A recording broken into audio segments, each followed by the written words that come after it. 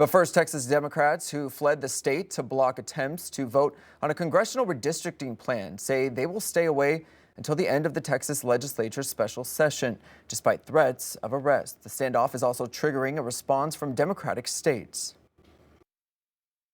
Texas Democrats say they're standing their ground. There's folks saying that we walked out.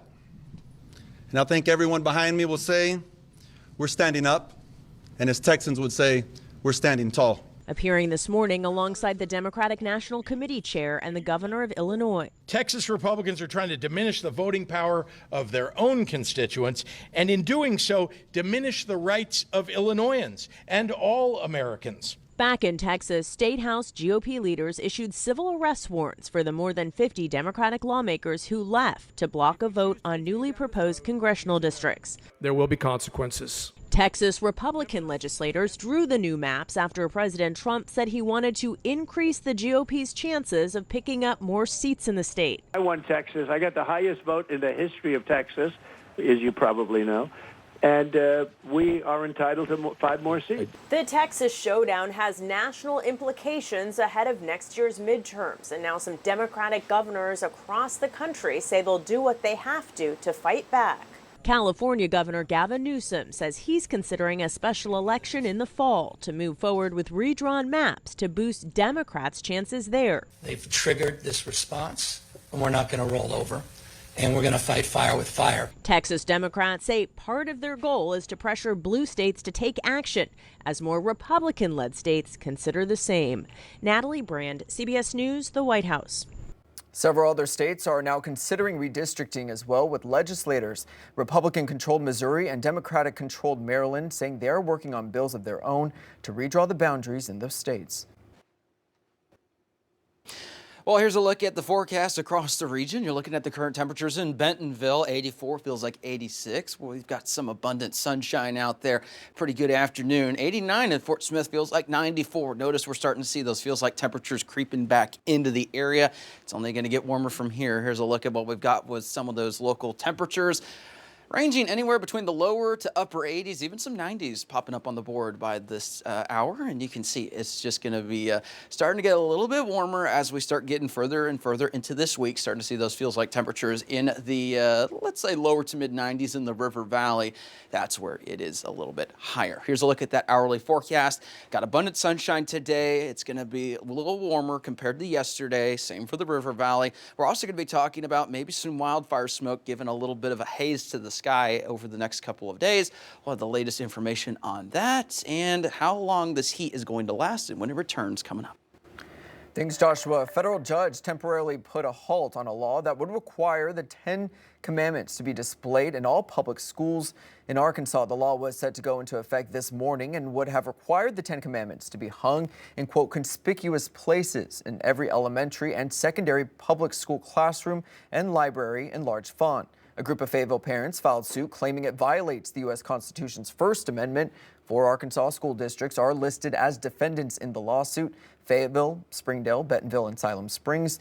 The injunction stops those 4 districts from displaying the 10 Commandments until the outcome of the lawsuit. Now, in a statement by the ACLU Monday, one of the plaintiffs says, quote, Act 573 is a direct infringement of our religious freedom rights, and we're pleased that the court ruled in our favor. It goes on to say that the law conflicts with, quote, our belief that our children should receive their religious instruction at home and within our faith community, not from government officials. Now, Governor Sarah Huckabee Sanders' office also responding earlier today, saying, quote, in Arkansas, we do in fact believe that murder is wrong and stealing is bad. It is entirely appropriate to display the 10 Commandments, the basis of all Western law and morality, as a reminder to students, state employees, and every Arkansan who enters a government building. Meanwhile, dozens of other laws passed during this year's legislative session that are set to take effect today in Arkansas. The Religious Rights at Public Schools Act allows students or employees to pray in schools, promote religious activities on campus, and hand out religious texts. Lawmakers also approved a number of crime-related bills, including enhanced penalties for undocumented immigrants who commit violent felonies. And a new election law requires voters who are about to sign a petition to either read the ballot title in front of a canvasser or have the canvasser read it aloud to them. To see a list of other noteworthy laws taking effect today, you can text the word laws to the number on your screen. We'll text you back with a link to our website. And the city of Fort Smith is still under an emergency phase 2 conservation, and they are asking people to conserve water wherever they can. Certain water usage prohibited includes watering lawns, swimming pools, washing vehicles or sidewalks, and other outdoor areas. On Sunday, crews responded to a major water main break near Phoenix Avenue and Airport Drive. The city has received the necessary repair equipment but continue their work. They say some could experience water pressure loss. And the man investigators say shot and killed 4 people and injured several others at a grocery store in Fordyce, Arkansas last year will stay behind bars for the rest of his life. Travis Posey was sentenced to 4 life terms without parole and 11 terms of 20 years. Posey is accused of walking into the Mad Butcher grocery store in Fordyce armed with a 12-gauge shotgun and extra ammunition. Yesterday, 15 people gave an impact statement during the sentencing, including Casey Harbor, who was working the cash register during the tragedy. My first time seeing him was when he pointed the gun at me the first time. He shot at me 3 times that day, and he got me the last time. I'm happy that he's never going to be on the street again. That's what matters the most. Posey avoided the death sentence, although Harbor says she would have rather seen the death penalty.